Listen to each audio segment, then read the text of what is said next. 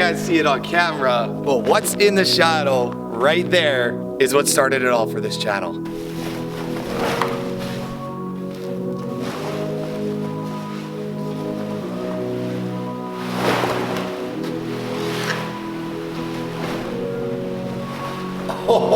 Oh, I forget how nice this car is. Every single time I put it away, and then I bring it back out after winter, and I still get goosebumps every time. We got oil. We got oil. We got coolant. Yes, sir. Do we have oil or coolant underneath it? Uh-oh. Yep, coolant. That frickin' upper rat hose. Still leaking, but we're gonna fix you.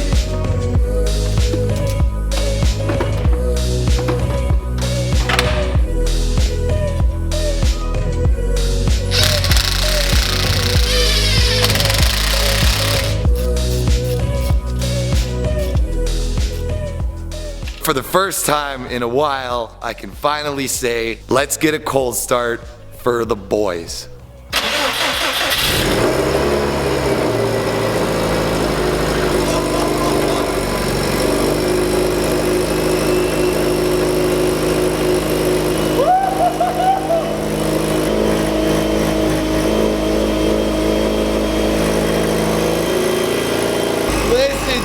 Turbo whistle. Can't even hear it over this freaking exhaust thing. Pull the wastegate. There, it's fixed. Just like that. Oh my god, it sounds so good. Ah, Stacy's back, baby.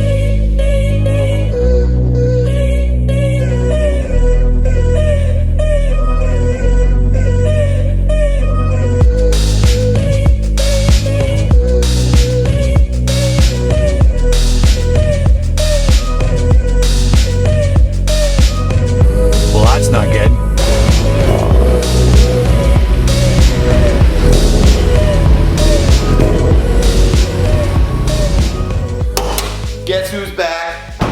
Back again.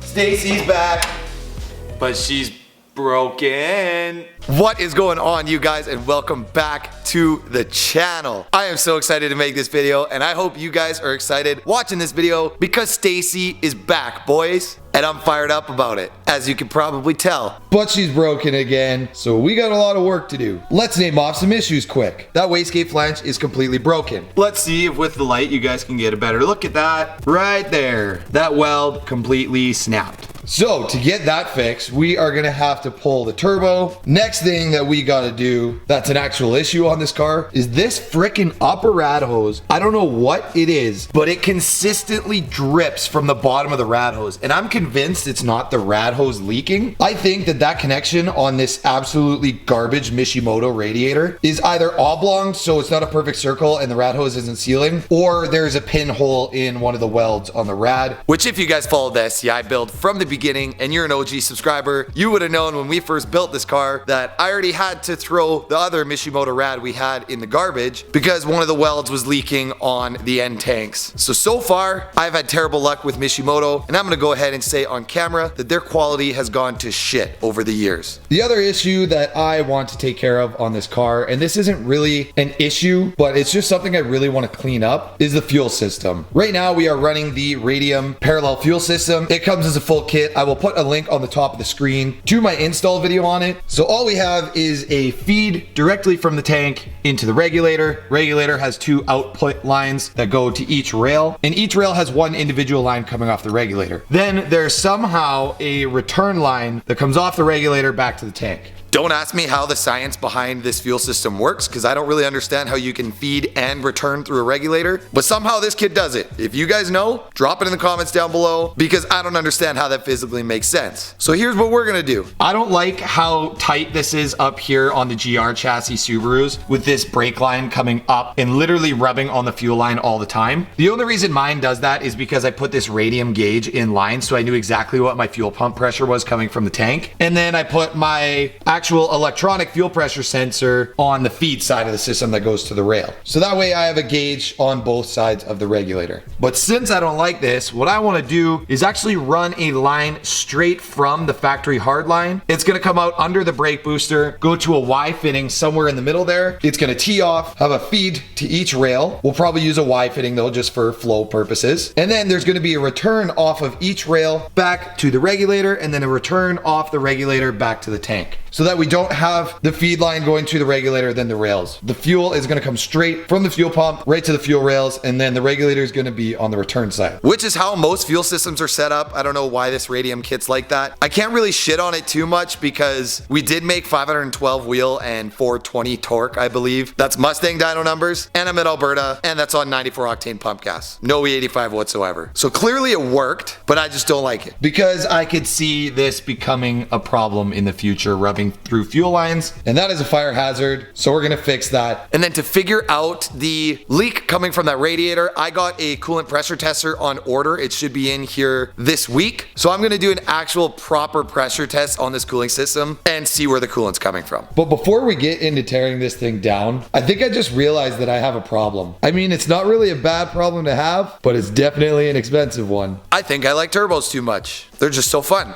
Leave a comment down below if you guys like turbos as much as I do, and also leave a comment down below if you think that the boosted 8th gen Civic is gonna be faster than the STI, because I honestly don't know. I can't wait to get the Civic finished, but we're still waiting on parts for that, so let's start getting the turbo ripped out of the STI. Before we get this thing torn apart, my coolant pressure tester kit finally showed up today, so we are gonna see where this frickin' rad is leaking from, or if it's just leaking from the rad hose. This is how a coolant pressure tester works. You got a gauge right here, you got an adapter that hooks up to the rad with a fitting that the pressure tester can hook up to. We're gonna pump this pressure tester up to about 15 psi, see if it leaks. If it doesn't, we can go a little bit more. You don't want to go up to around 25 psi, because that's when you start popping minor coolant hoses off and stuff like that. So let's pressure this thing up and see if it starts to drip from this rad.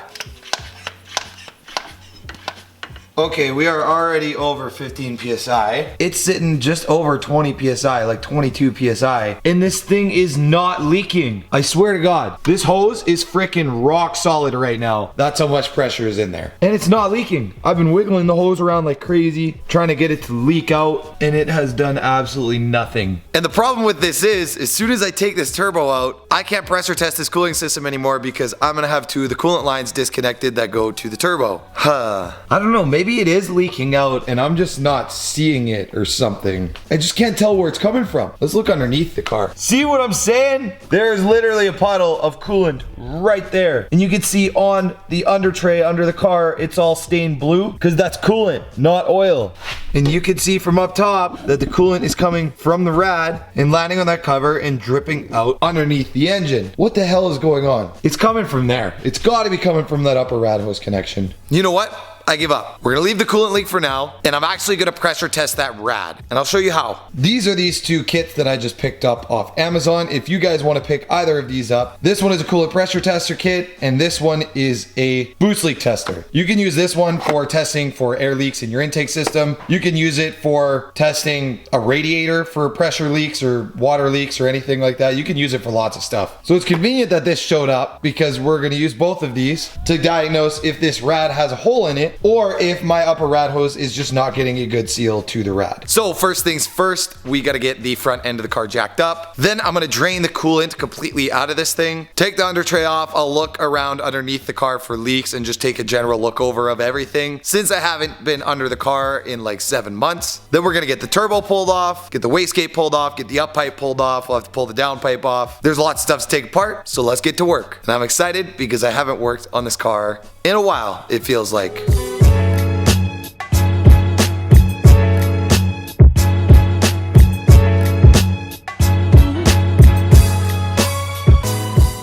seriously don't understand. Like, this is underneath the car. This car is so freaking clean underneath. There is not a single leak anywhere. I just looked throughout this entire engine. That valve cover is starting to barely sweat. But look at all of the coolant on the bottom of this rad. That has to be coming from somewhere. And I pressure tested it and literally can't see the leak anywhere. So I think I'm gonna pressure it up one more time, take a look underneath. If I don't see anything, we're getting the coolant drained, popping the plug out on this side, saving the coolant in a nice clean bucket, and then we're gonna pull this rad out and actually pressure test it. Because leaks are annoying, especially when you can't find them.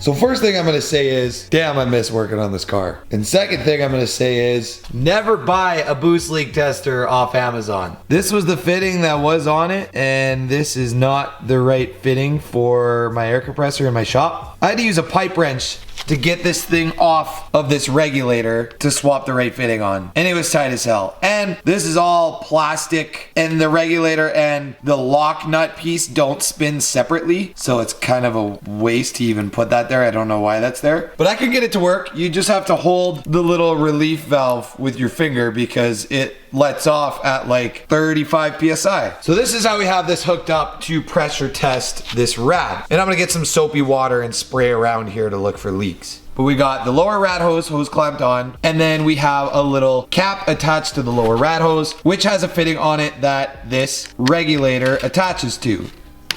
And you just lock that on there. Then on my upper rad hose, it is connected to the upper rad hose portion of the rad. Then we got a little block off cap on this end. So I just did this roughly and that was moving. So I'm gonna get that hose clamp tightened up a little bit more. And then we'll pressure test this. I do have to block off this port right here with my finger just because that rad cap lets go at about 14 or 15 PSI. So then the air will just start pumping out of that nipple right there. Okay, everything's tight. Let's get this pressured up. See, the air is going in. This rad hose is rising. And as soon as it hit 14 PSI, that rad cap released and started leaking out of this hose. And at 20 PSI, I don't hear any leaks. Increase it a little bit. All right, that's like 21 PSI and I don't hear anything. I gotta grab some soapy water. This is gonna start leaking.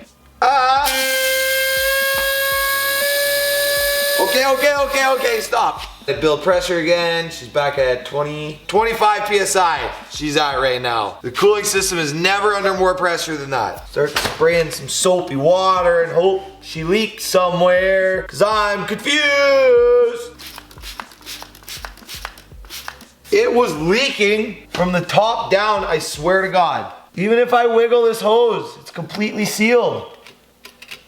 Oh, I don't get it. There was a point for like 2 seconds where I saw a little bit of air bubbles right there, but barely anything. I don't understand how this is leaking so much coolant. Maybe when fluid is passing through, it's different than when air is passing through, and it can seep past the hose with fluid in there, but not air. I don't know. I'm kind of lost right now. This car never has issues that are easy. It's always like something that should be easy to find, and then you try and find it the easy way, but then it's just a headache the entire time. If you guys remember my cylinder 1 misfire issue, or cylinder 3, I can't remember which one it was, you would know what I'm talking about. So since we're not making any progress with this, and the coolant is drained out of the car, we can get the turbo pulled off, and we can get the engine jacked up a little bit, and get the up pipe out. And I'm not gonna show you guys how to remove the turbo, because for one, it's a rotated kit. Not that many people in, at least where I'm from, have a rotated kit, but lots of you US boys have rotated kits. And for two, I already have an install video that's like 40 minutes long on how to install the ETS rotated kit. So let's just time lapse through getting the turbo taken back out of this damn car so we can drive this thing.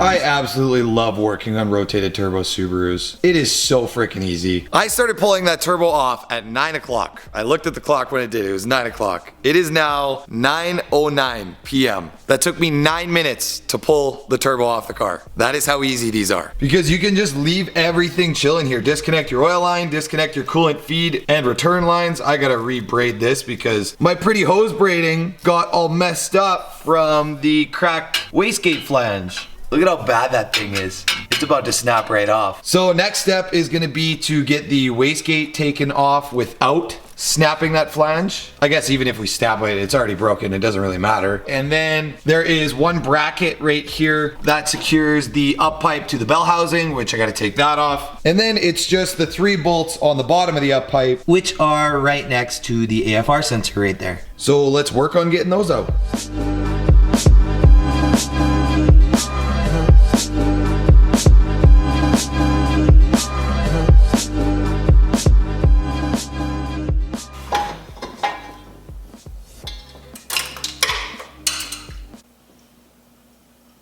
Well, we got the up pipe out, but that sounds like I just dropped a hose clamp in the grate. For fuck's sake, my name is Drake. Just kidding, it's Daniel. No, that was stupid. Oh my God. This is full send or no set. What the flip is that, dude? That is like the worst penetration on a weld I have ever seen. ETS, what is this? This looks like the welds on the CX Racing eBay Turbo kit for my Civic. I paid $4,000 for this kit. Oh my God. I need to find the hose clamp I dropped in the grate. Actually, before we do that, I figured I would give you guys a close-up of how bad this freaking weld is. See if I can get the light in this bit. Check this out. So you see the crack on the top of the up pipe. If you can't see it, I'll make it visible. Look, you can see the crack. I'm literally waving to you guys in the crack. That is terrible. This shit literally blew up. Completely blew apart. There is, I don't know if you guys are gonna be able to see inside of there or not, but you can kind of see there is absolutely zero penetration on the inside of that weld. ETS did not back purge this weld at all. They just laid a bead on the outside of the pipe. Even the up pipe. This flange is gonna break off too. What the shit is this? Oh my God, I wish I knew what I was doing when I bought this kit. I was like, oh yeah, ETS is quality, bro. Josh Bader puts it on his 900 horsepower Subarus and it holds the power. Clearly not for a long time though. It'll hold it, but for how long? 5,000 kilometers. That's how long that lasted. That is terrible. Dude, like, I wish you boys could see the welds in there. They did not back purge it at all. It's just a nice bead on the outside and it looks pretty on the outside, but on the inside, there's nothing. I'm disappointed. But we're gonna fix it and it's gonna be better than before. I'm like sketched out to run this at all. I almost want to cut all of this and put all new flanges on. We got some decisions to make now. Need to find my hose. I can't even talk. I need to find my hose clamp. Everything on this wastegate is okay. Everything on the dump tube still looks okay. Everything on this turbo still looks good, other than the fact that it actually has a little bit of shaft play. And again, this turbo only has about 3,000 kilometers on it, or 5,000 kilometers on it. And it spins okay, but it sounds a bit noisy. Not gonna lie, like, it's a ball bearing turbo. I feel like it should spin longer than that. And I can move it a little bit side to side. The turbine wheel isn't contacting the compressor housing, but I can move it a little bit side to side. And then you can hear that forward and backward movement. That's a little sus. Do I warranty this through Garrett? Because that is only 5,000 kilometers of straight up abuse, but still 5,000 kilometers. I have the worst luck. I'm convinced. Watch, you boys just watch. Everything on the Civic is gonna work perfect. I'm not trying to jinx it. I just think it would be hilarious. Even though they fit terrible, watch them outlast the quality ETS $4,000 rotated turbo kit in the STI. Watch these parts outperform that kit. This stuff is all eBay shit. The whole turbo kit is CX Racing. A lot of the other parts are sent out by companies like Jack Spania Racing, Bull Boost Performance. There's a couple of them that we'll be announcing once we get further into the Civic build. I'm just waiting on a couple more parts still. But my point is, the Civic build just doesn't have like top quality parts. Whereas on the Subaru, I tried to get the best stuff I possibly could, and it's still broken all the time. Story of a Subaru owner's life. So here is the plan for now. I am going to take this up pipe to my boy Eric Gerges, and we're going to fix this flange up. I'll bring the camera with me and I'll try and get some shots of him welding it up. Then with this radiator, oh man. I honestly don't know what to do at this point. I can't get it to leak, but it's leaking, if that makes sense. Somehow in the world of physics, chemistry, big brain. Oh, And one other thing we got to do is I want to pull this front bumper off. We're going to get this intercooler re-powder coated black, or I'm going to paint it black, one of the two. And then guess what we're going to put on the intercooler? That's all I'm gonna say for now. And they might be for sale to you guys soon on the Something Cool website. Because imagine a big old front mount intercooler that said Something Cool on it. And I know what you guys are thinking, like, if you're gonna put Something Cool on the intercooler, what are you gonna put? And it's literally Something Cool. Like, the words Something Cool are gonna go on my intercooler because it's hilarious and it has meaning behind it. So you guys need to go check out my website because it's something cool. So let me know in the comments, would you guys rock a Something Cool stencil on your intercooler? I'm thinking about making some stencils and selling them on the website. And just so you guys know, the OG collection hoodies are live right now on the website. We have the maroon, white, and black hoodies available in sizes all the way from extra small to 2XL. Every single dollar you spend on the Something Cool website goes directly into the builds and just directly back into the channel. So if you guys could help support my small business, that would be amazing. But that's gonna be it for this one because like I said, we're waiting for parts on the Civic and we gotta go get that up pipe welded for the Subaru tomorrow. So peace out, boys. I hope you guys are just as excited as I am that Stacy is back and she's got it going on, or maybe her mom, or I don't know. I'm talking too much and I'm in a weird mood. So goodbye.